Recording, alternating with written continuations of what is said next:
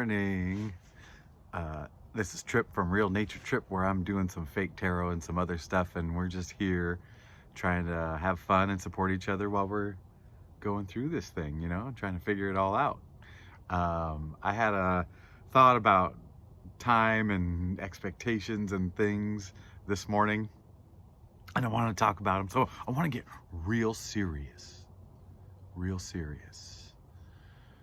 And I'm gonna pull eventually one card and try to figure it out.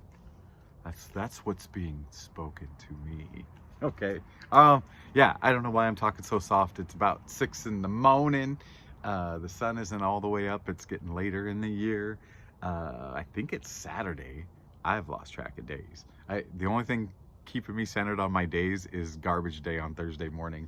So Wednesday night, I gotta hey, what day is this? Okay. So they're hopefully sleeping. I've got teenage kids on one side of me, and I really don't want them to hear me talking about all this stuff. Oh, let's check this out. I've got a new neighbor on the other side of me. I don't know anything about this person, so they seem nice, but yeah, I don't want to do talking loud and embarrassing, so I'm gonna get real close so I can just talk.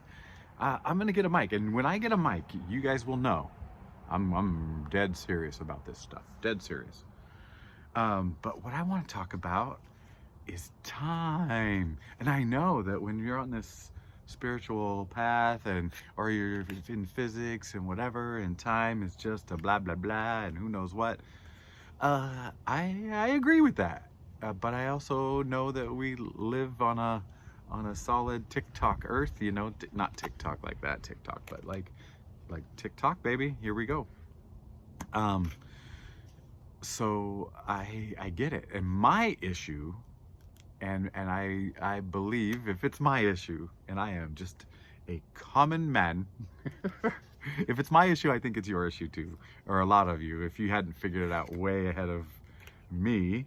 But I think it's something we all know, and we play with it, and we go, oh yeah, because there's fun and fear in both ways of looking at what I'm going to talk about. And the big statement is the statement of what I think I'm going to title this, something about how the way you think about the future, from your past experiences, the way you've thought about the future is influenced by all your past experiences and by your past pains and your whatevers.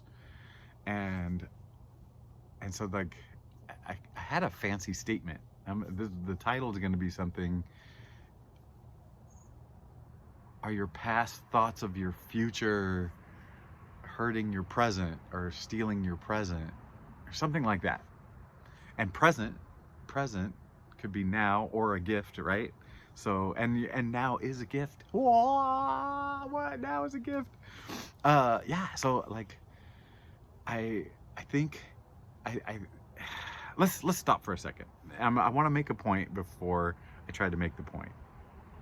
So I am a person of a certain age, and the other day I sat and tried to think of my past all at once, 50 plus years of ups and downs and doing and thinking and not doing and not thinking, and instincts and intuitions and logic and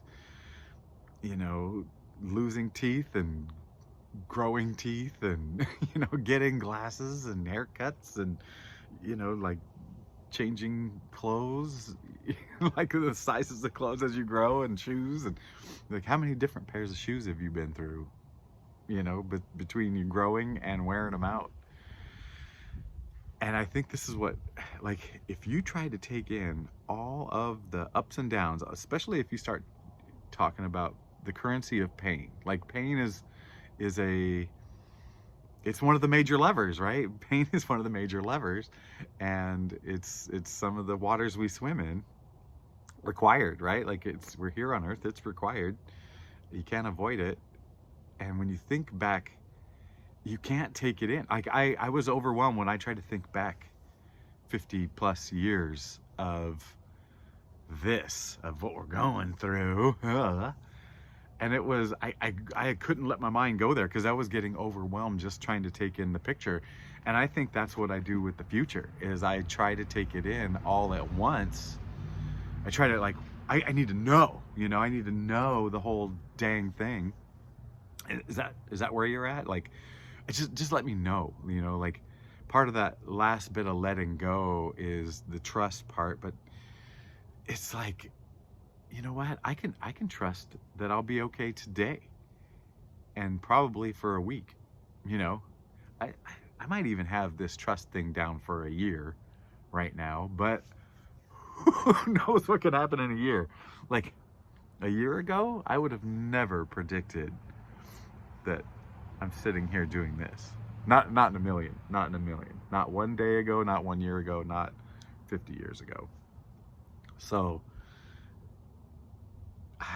I need to stop trying to predict the future. I need to stop trying to see the whole map ahead and just trust in my little app, you know, saying, hey, take a right turn now, and listen to it. And I'm not talking about an actual app. I'm talking about our intuition, my intuition, which my intuition is probably super good because I am extremely awesome and spiritual. And when you get to my point, maybe you too can also have superior intuition. That of course was a joke. And here, of course, is the deck of tarot cards. There's the extra cards. That's not an extra card. That is a, oh man, Roman numerals. 7 of sticks. I'm gonna guess those are wands, but okay. He was just out there on his own. Maybe that's the one I'll pull. He was separated from the deck. I say he because it's a male. You know what? I'm not even gonna shuffle because I gotta practice shuffling. Let's watch this. Okay, I'm gonna go back. These are big decks, and I have short fingers. And I know that you guys like the SM Massar or AM Massar of it. I can't do it. I can't do it regular. Can I do it sideways? Oh, there's no flex. So even though these things are not, this is why those people do this thing, right? Oh yeah. Oh, what card just fell out? Oh yeah. You know what? 2 cards did fall out. I guess we're doing a tarot reading. Okay. Well, let's put these in the order that they came out. Don't worry, we're not on our own. You probably know more if you're a tarot watching person. I've got the booklet, so let's just see what happens. The first one is 7 of Wands. Now, a 7 breaks down to a 7. It's 5 plus 2. 2 is 2 ones. 1 minus 1 is 0. 0 plus 5 is 5. 5 means change. I just like change. Everything is change to me. It looks like he's fighting. He's got 1 wand and he's fighting a bunch of other wands. That's what it looks like to me. He's wrestling. He looks like crowded by those things. I need to read this. Oh dear.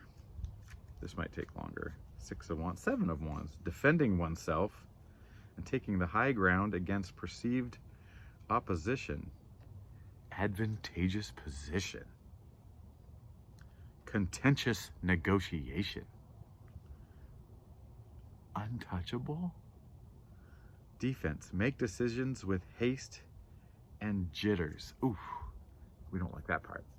But, you know, advantageous, oh my gosh, advantageous position. But here's the word that really comes out to me is untouchable. Untouchable, because if we're trusting it, we can't be touched. We can't be touched, right? There was I think I finally get this part now. There was a guy who was imprisoned, wrongly imprisoned, you know, as often happens. Um, and like his point, I don't remember his words at all, but his point was, you can't imprison me. You know, like, yeah, you can take my body and put it somewhere, but you can't get to me, the true self. And I'm like, I vaguely understood it then, and I think I really understand it now.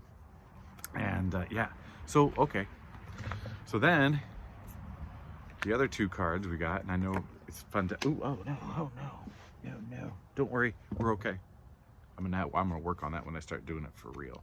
So we've got the Hermit and the High Priestess. Okay. Oh boy. Okay. The High Priestess. Well, let's look at the Hermit. The Hermit's an old guy with gray hair. Got a lantern and a staff. So a lantern and a staff, you know, yeah, the guy's alone, but it looks like he's heading somewhere. You heading somewhere? Like, there's a lantern to lead the way and a staff to like steady himself on rocky ground. So there's a journey you're taking. You're taking this journey. You're untouchable. You're taking a journey that is lit a little bit ahead of you. Like, if you know lanterns, and didn't we just see this on Nate Bargatze on his latest special where he's wearing a tan jacket, and he was talking about like the only tool he had in defense of Al Qaeda was a lantern, and how really it just shows your body, like it makes you a target. But that's not the point of this. The point of this, in context of the message that I was compelled to talk about, is you've got the tools to make steps in front of you. Fucking A, man. Like, I think I did it. I think I'm cracking in. You've got the tools. You're untouchable, and you've got the tools to make it in a dark world. A dark world. To become the High Priestess. I'm cool with all those words, I suppose. I don't know, priestess. I'm not up for priests and priestesses. But what does that mean? I don't know what that means. I'm not gonna read about the hermit. I feel like I understand hermits. I feel like you understand hermits. You probably understand this high priestess thing more than me. Let me read about it. Excuse me while I... Excuse me. Let's get the flow. Swords, cups, towers, star, moon. Ooh. High priestess. The old number 2.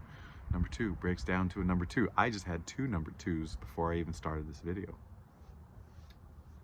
Yeah. The High Priestess. The blueprint of mind, body, and spirit, and the sanctum of the inner self.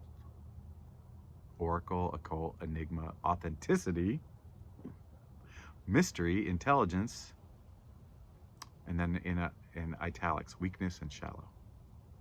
Well, I've had weakness. I have had shallow. But I like this. The blueprint of the mind. I feel like you and me, we are mindy mind people, right? So, yeah, blueprint of the mind.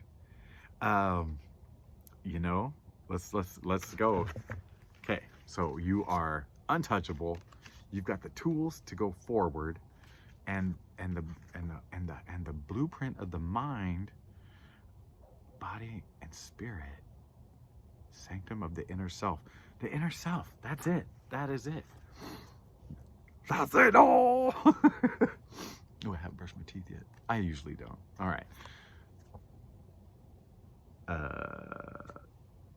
You're untouchable. You can defend yourself through anything. You got the tools to make it in a dark world, step by step. You can't see too far in the future. And this journey is about the self. Like, what did it say at the end there? See, I'm reading the book. High Priestess, spirit. Sanctum of the inner self. The blueprint of the mind, body, spirit, and the sanctum of the inner self. sanctum. I don't know exactly what sanctum means. I thought it's like a sanctum. It's like a something. It's not. I don't know. Anyway, what else on this card? There's a moon. I can't tell if it's waxing or waning. It's not a real moon.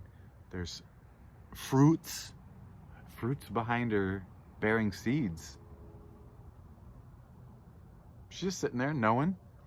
So let's talk about the future. They're sitting there. These are the fruits coming. The seeds are there. They're ready to go. I think I'm making myself feel better. Like, you know, I think I did it. I think I did a little baby mini tarot. This is you. This is it. You felt this. I felt this. I mean, this is the journey we're on, right? To like a self journey. That's what's saying. It's got all the stuff we need back here for the future. I mean, seeds, right? Seeds are future fruits. But I think this is the one right here that we need to focus on, because this is step by step, day by day. This is a 9, which is, it's 4 plus 5, and 4 is really quite neutral. 4 is 2 plus 2, and 2 minus 2 is 0. So that is a 5. So change. And the change is one step at a time. You are given a lantern you can see just in front of you. Oh, baby. You know, and I don't think this means like don't prepare for anything, don't save any money, don't do, you know, don't brush your teeth because you need your teeth to come, you know, be in full effect tomorrow. You know, like don't do the things that rob you from the future, but you know, don't live on credit. You know, like but don't worry about the future. Just the step ahead, which you have the tools for. And this is a big reminder to myself, like it's you and me, man. Kid, girl. Anyway, I forgot to say this, a few things. One, this wonderful artwork by my niece Ava. She can do anything. I love her so much. I love you guys so much, and it's all about acceptance. And you know what? Here's the other thing. I've been saying gratitude is the gateway to all these other wonderful things. The feeling of peace and joy, the ability to accept others, and you know, all this really is just a big part of love. But I used to say that gratitude was the gateway in, and now I'm thinking gratitude really is the key to unlock the gate.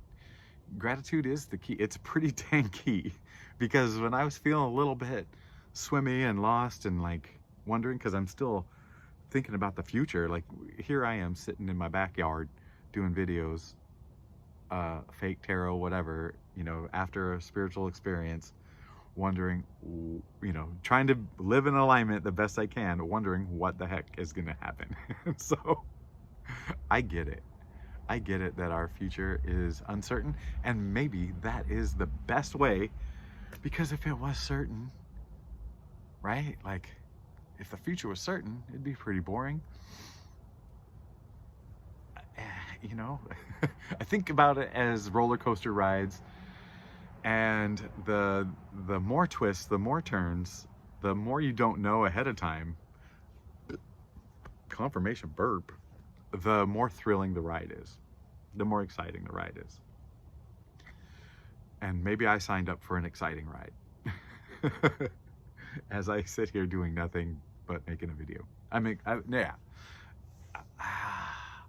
Maybe I picked a weird ride. How about that? I picked a weird ride, and I'm pretty happy with it. And yeah, I'm done talking because I've said it over and over again, right?